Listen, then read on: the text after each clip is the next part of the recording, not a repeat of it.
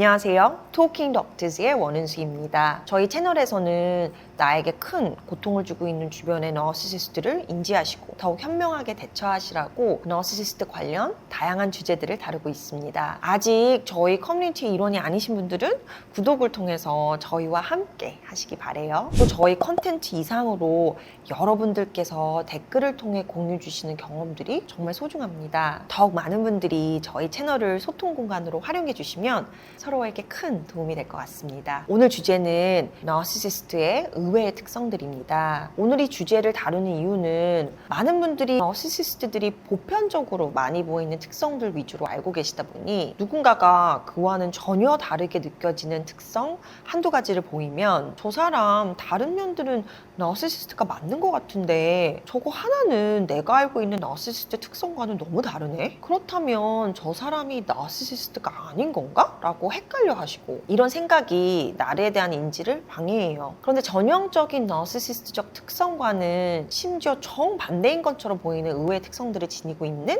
나르들도 적지 않아요. 그 이유는 똑같은 얼그러진 심리라도 어떤 방어 기제를 어떻게 쓰냐에 따라서 전혀 다른 언행으로 표현될 수 있거든요. 그래서 그 의외의 특성들이 무엇인지 잘 아셔서 이런 특성이 있어도 너시시스트일 수 있구나 라는 지식을 토대로 주변 나르들을 인지하는 데 있어서 혼선이 없으시길 바래요. 첫 번째 의외의 특성은 성관계를 아예 거부하는 나르들이 있어요. 이전 영상들에서는 너시시스트들이 일반 사람들보다 왜 더 외도를 쉽게 많이 하는지 다뤘었고 또 나르들이 왜 성적으로 더 문란할 수 있거나 섹스 중독까지 빠질 수 있는지 얘기 드렸었잖아요. 그래서 나르들은 성적으로 더 활발하고 적극적이라는 이미지가 더 우세한데 반대로 성적으로 극심하게 억제되어 있는 경우도 있어요. 이전에 취약한 너시시스트 배우자를 둔 내담자분이 내원하셨는데 직장에서의 시간 외에는 거의 대부분 집에서만 보내서 외도를 안 하는 것이 100% 확실한데 아직 나이가 젊은데 5년 가까이 성생활이 없다고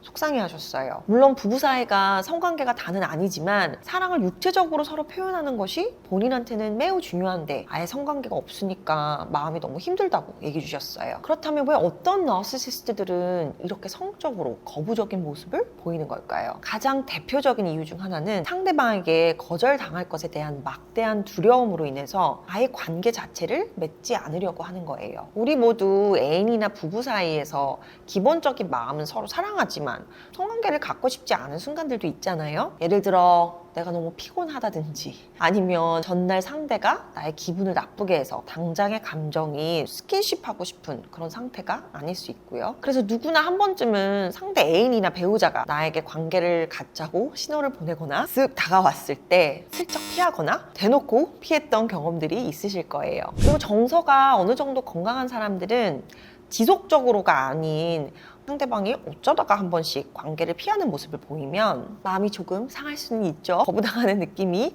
아예 안 들 수는 없으니까. 그리고 순간 내가 이제 덜 매력적으로 느껴지나? 하면서 자존감도 살짝 타격을 받을 수도 있고 그렇지만 그 생각이나 감정을 계속 붙잡고 있거나 하진 않죠. 저 사람이 지금은 그럴 기분이 아닌가 보다. 오늘 하루 종일 일하고 지쳤나 보다 하면서 자연스럽게 지나가는 경우가 대부분이죠. 상대가 당장은 나랑 육체적인 러브를 하고 싶어 하지는 않지만 근본적으로는 나에 대한 사랑을 지니고 있다는 것을 알고 신뢰하고 있으니까요. 그런데 나르들은 타인의 인정과 확인을 통해서 본인의 정체성을 확립하고 자존감을 유지하다 보니까 훨씬 더 다른 사람들의 반응에 민감하고 왜곡해서 받아들일 수 있어요.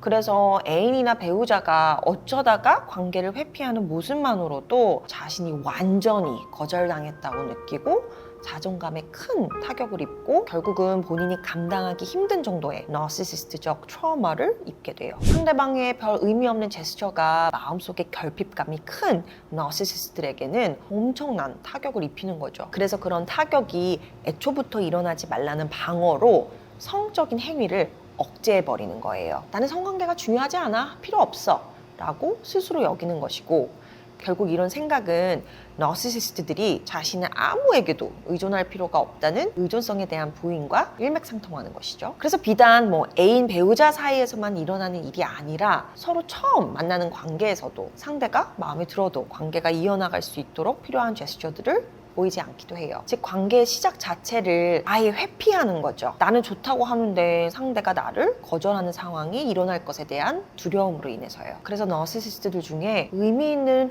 로맨틱한 관계를 한 번도 가져보지 않은 사람들도 있어요. 또 너시시스트라는 개념에 대해서 정확하게 알지 못하는 사람들은 너시시스트라는 단어 뜻을 스스로를 너무 사랑하는 사람이라고 오해하는 경우가 많아요. 아마도 너시시스트들의 자기중심적이고 자신이 매우 특별하고 중요한 존재라고 믿는 과대성 등의 특성들 때문에 얼핏 보면 그렇게 보일 수 있기 때문이죠. 그래서 너시시스트들은 자신의 신체에 해를 가하는 행위는 절대로 하지 않을 것이라고 생각하는 경우가 많은데 그렇지 않아요. 그래서 너시시스트의 두 번째 의외의 특성은 나르들이 자살과 관련된 행위, 즉 자해나 자살 시도 등을 한다는 거예요. 그리고 우울장애 등의 진단이 공존해서 그러는 것이 아니라 자기애성 성격 특성으로 인해 자살 관련 사고나 행동을 하는 거예요. 이런 정도의 증상이 있으면 이거는 너시시스트 중에서도 자기애성 성격 장애를 지닌 사람들이 해당되겠고요. 저에게 너시시스트적 특성이 강한 성인 자녀분에 대해 상담하러 오신 부모님이 자녀가 전반적으로는 너시시스트적 성향이 강하게 느껴지는데 그에 반해 자살 사고가 심하고 자해를 해서 혹시 우울증이나 경계성 성격 장애는 아닌지 고민하게 되었다고 호소하신 분도 계셨어요. 그런데 너시시스트적 자살 경향성이라는 표현이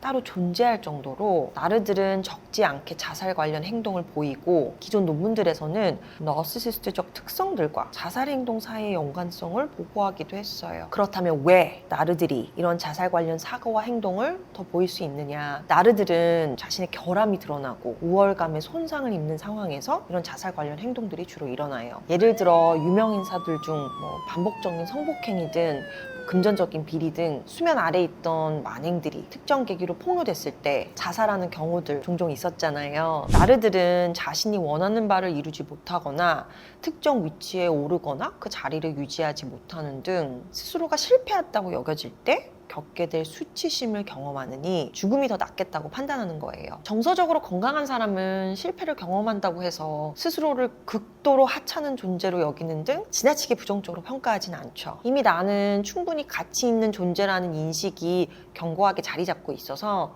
나의 행위 하나하나나 외적인 성공 여부가 나의 자존감을 좌지우지하지 않기 때문이에요. 그러나 나르들은 우월감에 타격을 입느니 차라리 죽음을 선택할 만큼 자존감과 정체성이 불안정해요. 또 자살 행위를 내가 살지 말지 스스로 결정하는 행위로 바라보는 나르들의 자살 관련 행동을 본인의 삶을 자신이 주도한다는 느낌을 통해 자존감을 높이는 시도로 여기기도 해요. 또 자살 관련 행동을 나르 주변에 함께하는 사람이나 현실 그 자체 등 본인의 자존감을 위협하는 존재들로부터 스스로를 방어하는 행위로 설명하기도 하고요. 그리고 나르들은 자기애적 손상을 입으면 폭발적인 분노감과 자신에게 자기애적 손상을 입힌 대상에게 엄청난 증오를 경험하는데 자살을 그 대상에 대한 복수의 행위로 바라보는 견해도 있어요. 마지막으로 나르들은 무의식적으로 자신이 완벽하다고 여기는데 현실적으로 완벽하기란 불가능하잖아요. 그래서 현실을 있는 그대로 바라보는 것을 회피하다가 특정 계기로 인해서 직시하는 순간 자신이 불완전하다는 자각을 피할 수 없게 되는 순간이 오죠.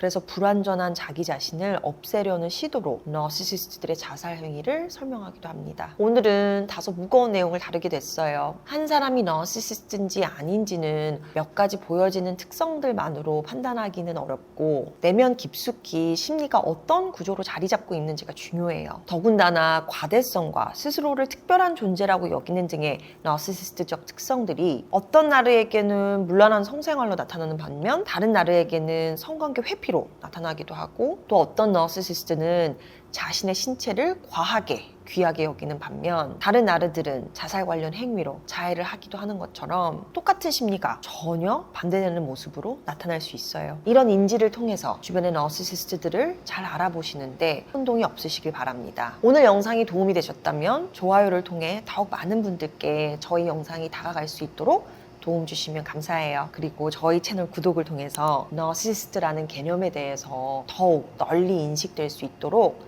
저희 커뮤니티에 동참해 주시기 바랍니다. 오늘 토킹은 여기까지. 토킹 덕트스 토닥입니다.